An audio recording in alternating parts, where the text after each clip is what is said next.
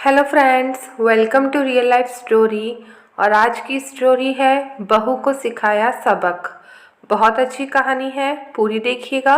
और स्टोरी अच्छी लगे तो अपने सजेशंस कमेंट सेक्शन में ज़रूर दीजिएगा।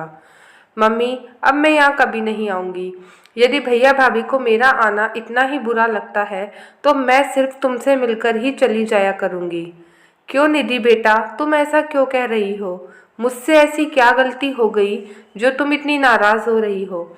नहीं मम्मी, मैं तुमसे नाराज़ नहीं हूँ, परंतु मैं कितने सालों से देख रही हूँ जब कभी भी मैं छुट्टियों में या त्यौहार पर 2-3 दिनों के लिए आती हूँ तो भाभी अपने मायके चली जाती है।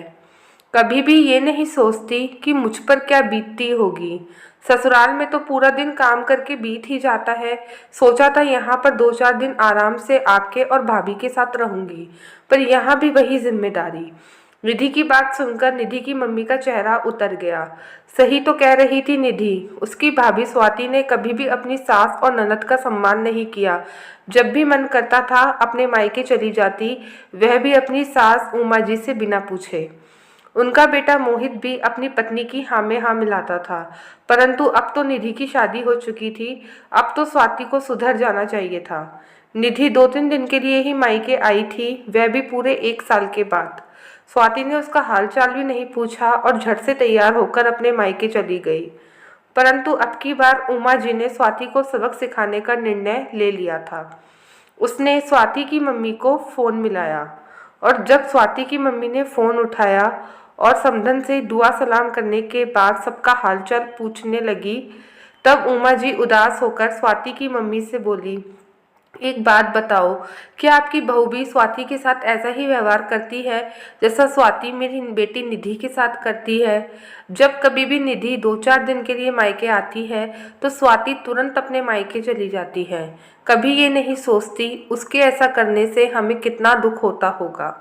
ये सुनकर स्वाति की मम्मी बड़ी दुखी हुई और वह उमा जी से बोली, समधन जी, आप परेशान मत होइए।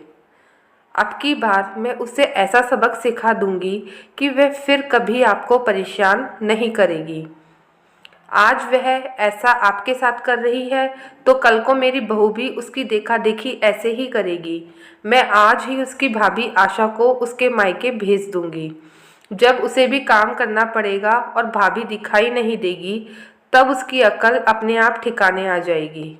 ये कहकर उन्होंने उमा जी से राम राम कहकर फ़ोन रख दिया। स्वाति की मम्मी ने अपनी बहू आशा को अपने बेटे के साथ चुपचाप उसके पीहर भेज दिया। और अगले दिन जब स्वाति की मम्मी घर में खाना बना रही थी तो स्वाति ने पूछा, मम्मी आज आप खाना क्यों बना रही हो? भाभी कहाँ गई?